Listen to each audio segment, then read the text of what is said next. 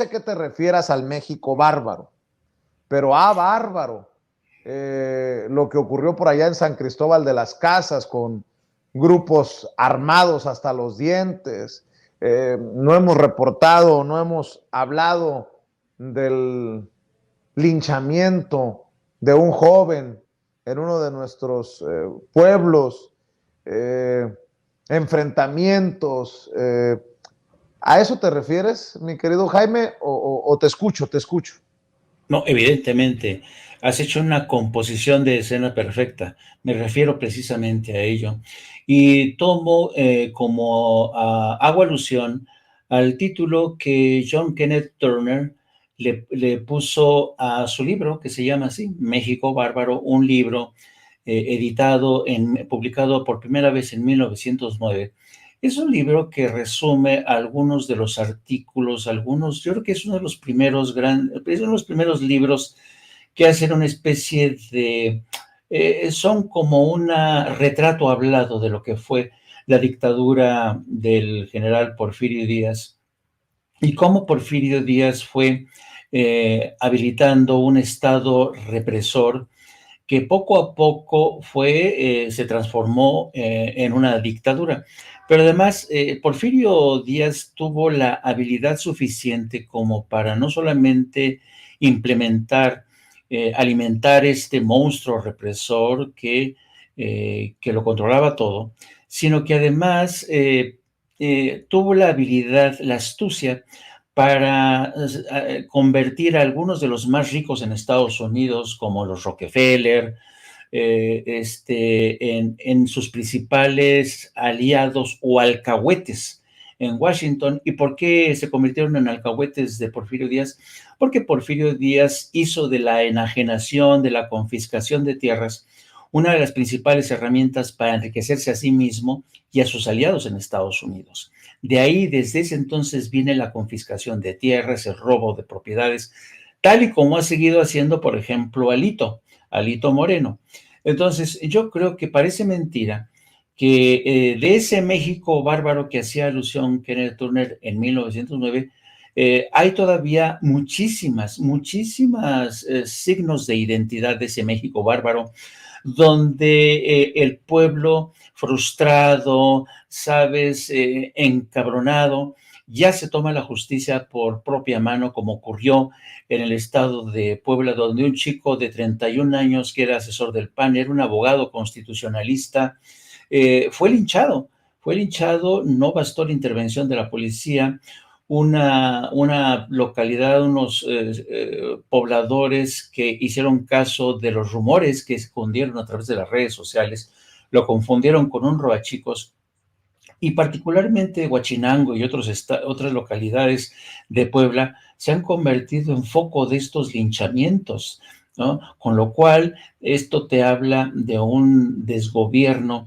Y ayer yo veía al gobernador de Puebla, el señor Barbosa, decir que esto responde a que la gente ya no cree en la autoridad, que la gente dice es un poco reflejo de lo que está ocurriendo en el país. Y yo digo, bueno, ¿con qué cara Barbosa se lava las manos? No hace nada por resolver un tema como el tema del linchamiento. Y hay otras muestras, ¿no? Por ejemplo, en el mismo estado de Puebla, donde Cecilia Monzón fue asesinada por encargo de su ex esposo, un ex candidato del PRI a la gubernatura de ese estado. Y el tipo contrató a un sobrino suyo, ya un sicario, eliminó a la que era su segunda esposa, Cecilia Monzón, porque ésta le estaba reclamando el pago de la manutención de su hijo. Y luego viene como, digamos, porque podría escoger cualquiera, Vicente, cualquiera de las escenas que hemos visto por estos días, el ataque esta mañana en el Estado de México, donde murieron 10 sicarios o civiles, como le quieras llamar, la toma del mercado en Tuxtla Gutiérrez por un grupo de los motonetos. En fin, estamos hablando algunos le llaman México bronco, yo digo México bárbaro, es un México que... Pero la pregunta del millón que yo tengo para ti, Jaime, Sí. están motivando, están asusando al México Bronco, le están picando las costillas para desestabilizar a este gobierno, no como el México Bronco al que tú haces referencia históricamente. ¿O qué? ¿Qué hay detrás?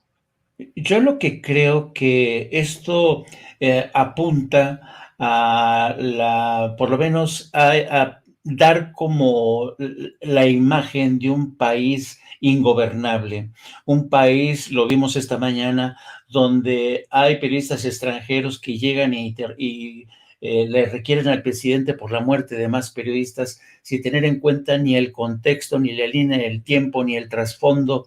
Hay esta campaña por presentar a este gobierno como un gobierno incapaz, ingobernable, pueblerino, que está en contra del progreso, y si haces una composición de escena, tal pareciera que sí hay una intencionalidad, ¿no?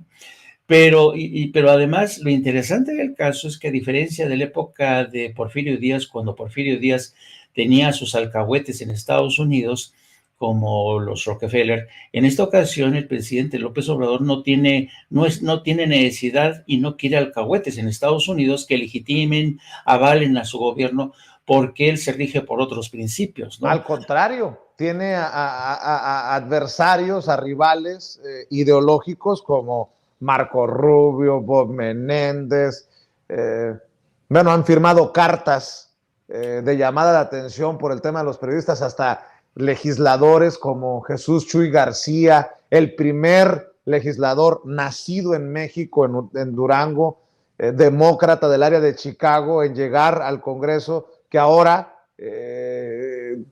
asume este posicionamiento en contra del presidente Andrés Manuel López Obrador. Así que nada más también para decirlo, ¿no? Mi querido Jaime. No, forma parte de todo esto. Y además yo añadiría, querido Vicente, hay un periodismo de capa caída, un periodismo mediocre que holgazanea, no solamente nacional, sino extranjero, que no hace bien su trabajo. Mira, yo creo que en el periodismo, querido Vicente, hoy es muy difícil realmente decir que uno ofrece todos los días la verdad, porque es muy difícil. Estamos hablando de un tiempo donde la velocidad, la información se multiplica a través de Twitter. Es una velocidad realmente frenética. Entonces, nuestra labor para hacer composiciones de escena, para presentar la verdad, cada vez es más complicada. Aurelio Ramos, un viejo periodista mexicano, decía que el periodismo no es una ciencia exacta. Y efectivamente no es una ciencia exacta. Pero yo lo que digo, Vicente, es que el periodista hoy tiene el difícil reto de presentar lo más aproximado a la verdad. Pero te presento, por ejemplo, el caso que han ustedes estado dilucidando de la camioneta roja.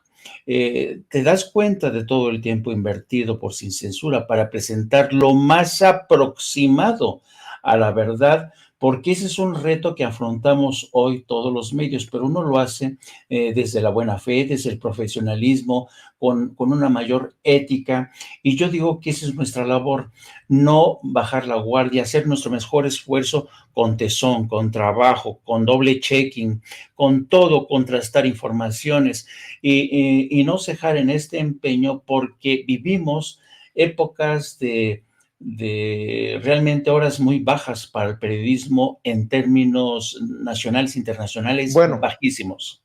permíteme darte un ejemplo. Sí. Uno de los personajes que ha sido